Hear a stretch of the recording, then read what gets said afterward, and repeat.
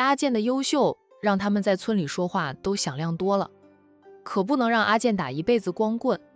要是阿健真能娶到那位学妹，林父林母自然高兴，儿媳妇家里有钱，也是当医生的，让他们在村子里越发的有面子。但儿子娶不到的话，就选择何月华吧。这姑娘虽然不是医生，但是护士呀，都懂医理的。况且何月华很会照顾人，干活是一把好手，比起那个他们偷偷去看过的曾医生要好多了。那个曾医生瞧着像是十指不沾阳春水的娇娇小姐，这种女人娶回家，在城市生活还没啥，若回到了村里，怕是干不好农活，不过是贪图曾家的家世，他们才会热切地盼望儿子能娶到曾医生。如今看来，怕是没有希望了。有希望的话，早就结婚了，不用等到现在。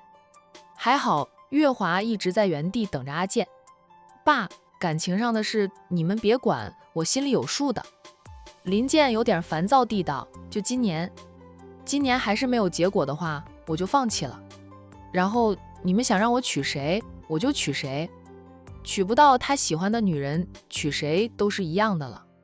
林父说道，那行吧，就今年还没有结果，你就不要再纠缠了，我看月华就挺好的。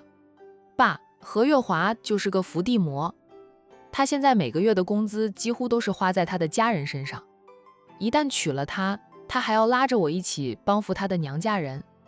这姑娘我们也认识了几年，对她算是了解，她现在是这样，婚后就不会这样的了。她也说了，等她成家了，她的收入都自己存着，花在自己的小家上，等到你们俩真的成家了，就是夫妻一家人。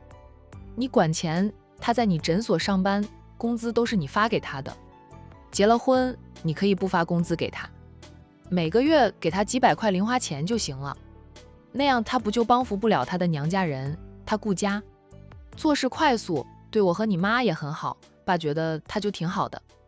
伏地魔不可怕，只要你守得住你的钱，脸皮够厚，心够狠，不管他的娘家事，他也无法从你这里要到钱去帮扶他的娘家，还是要看你的本事的。林母也语重心长的道，阿健，你爸说的对，都这么多年了，你和曾医生没有个结果，就选何月华吧，这个姑娘有主见的。她说现在赚到的工资给回家里，那是报答父母的养育之恩，嫁人了，有了自己的家，就逢年过节给父母一点钱可以了，不会再像现在这样子的了。咱们村里的那些女孩子不都这样，婚前赚到的钱几乎都是交回家里的，婚后他们谁还会将钱交回娘家？林健说道，妈，到时候再说吧。妈，你明天去检查，挂好号了吗？还没有呢，你帮妈挂个号吧，复查没什么事，就回你诊所那里开2个月的药带回去吃，不在医院开药了，医院的药贵，自家儿子是开诊所的，若不是儿子的诊所，这里没有检查用的设备，他都不用跑医院去花钱。林母有多年的糖尿病，每天都要打胰岛素和吃药控制，这些药物都是林健给母亲准备的。林健立即拿出手机帮母亲挂号，他说道，明天上午没有号了呢，改挂后天上午的号吧，明天爸妈在我这里休息休息。这么快就没号了呀？所有医生那里都没号了吗？林健嗯了一声，大医院是这样的，下午就有号，但妈是去复查得空腹，上午的号就好很多，检查完就能吃饭，挂下午的号妈要饿一上午，不必太紧张，挂后天上午的号也是一样的。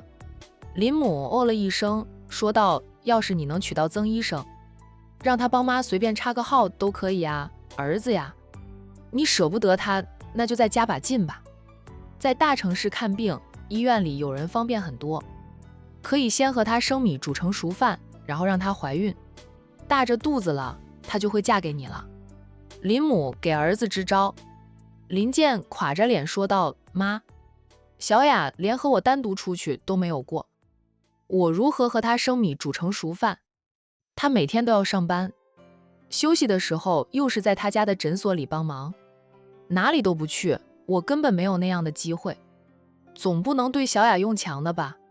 他敢对小雅用强的，他也完蛋了。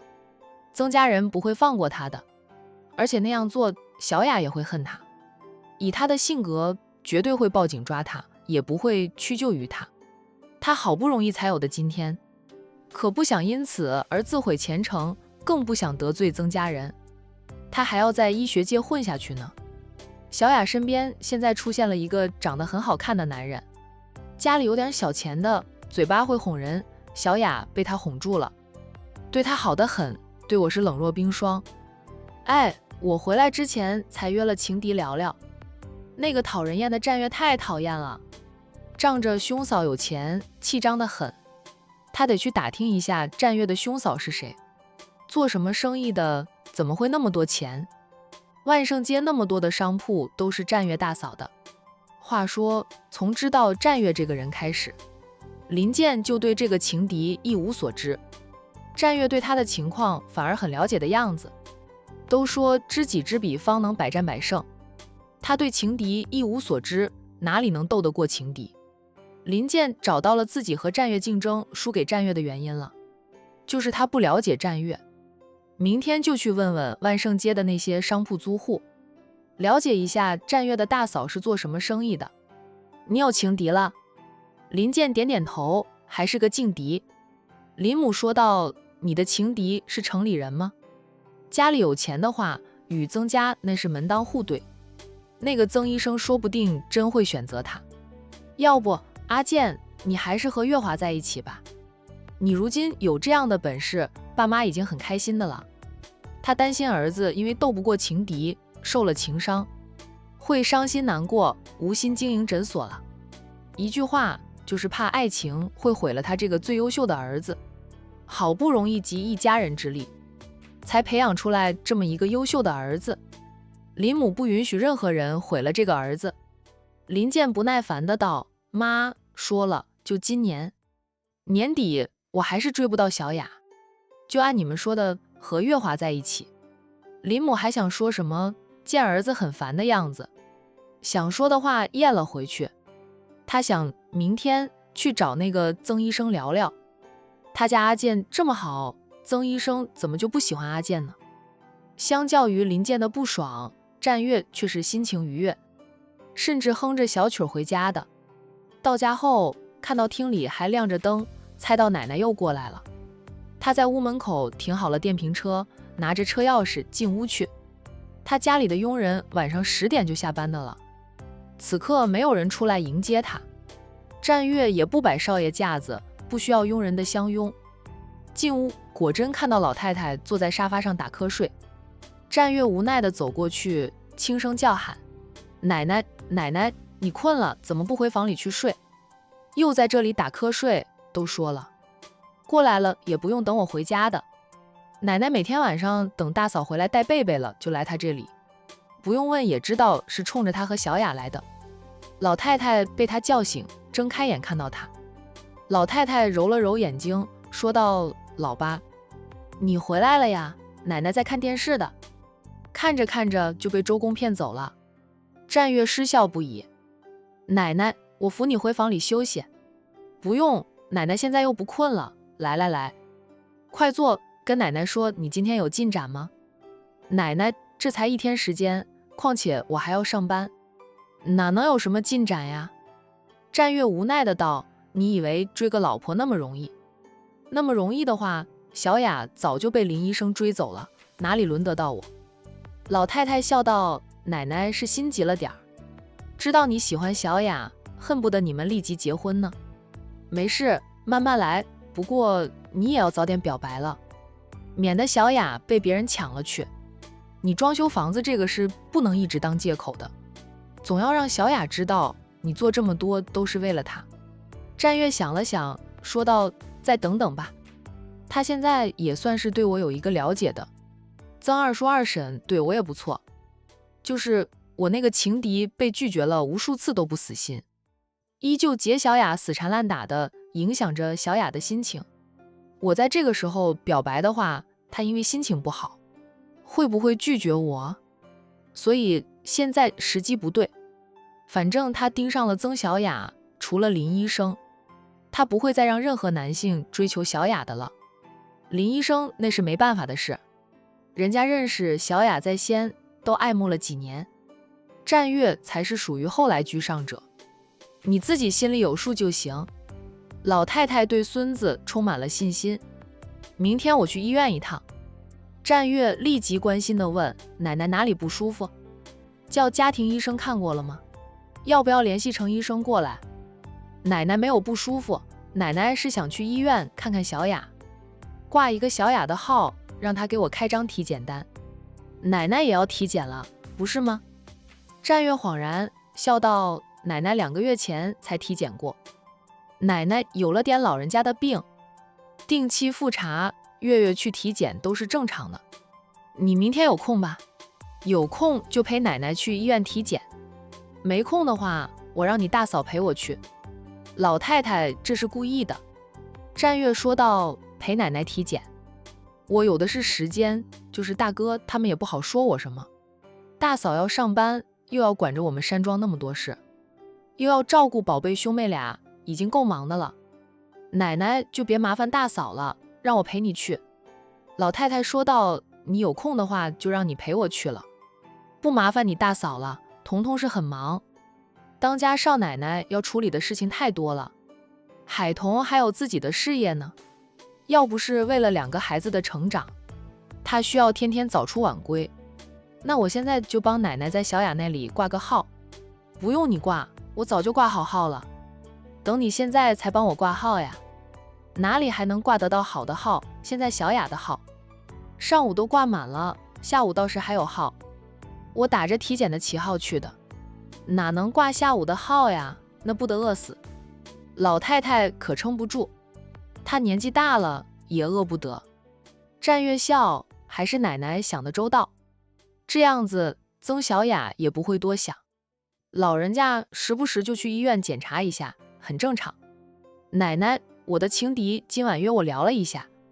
老太太来了兴趣，问道：你们聊什么了？有没有吵架？打起来了吗？对付情敌你不用手软的。奶奶真是个八卦精，为了八卦，每天晚上来她这里住就算了，还等她回来等到深夜，就是为了听她追妻的最新的第一手的消息。老八，你快说呀！哎呀，都急死人了，你卡也别卡在这里呀！见战月一脸无语的样子，老太太急了，催着他快说。战月好笑的道：奶奶，你确实太无聊了，这么晚不睡，就为了听这些。行行行，我说也没聊什么，无非就是围着小雅打转。我那个情敌一直以为我是个无业游民，以我就是个啃兄啃嫂一族，因为我大嫂叫我帮她收过租，他就以为我专门帮大嫂收租的，以为我拥有的一切都是大嫂给的，说我配不上小雅，给不了小雅幸福，叫我趁早死了那条心。老太太笑道：她不知道你是我家老八呀，不知道我又不炫耀我的身份，低调吗？我这个人一向谦虚低调的，他不过是比别人好命一点，投胎到战家当少爷而已，本就比别人好太多了，他还不低调点，到处炫耀的话，岂不惹人嫌？他们家兄弟都很低调，就是大哥的高调都是被逼出来的。过去太多花痴喜欢大哥了，大哥不得已才带着保镖团出出入入的。我说他才该退出，说小雅不爱他就是不爱他，若是爱他的话，早就爱上了，不会等到现在气得他半死。况且他都和他诊所的那个姓何的小护士睡了一晚，有没有发生关系不知道，但姓何弟在他家里过夜却是事实。他派人盯着林医生呢，林医生的一举一动他都知道。情敌吗？总要知道对方在做什么，才能打败对方。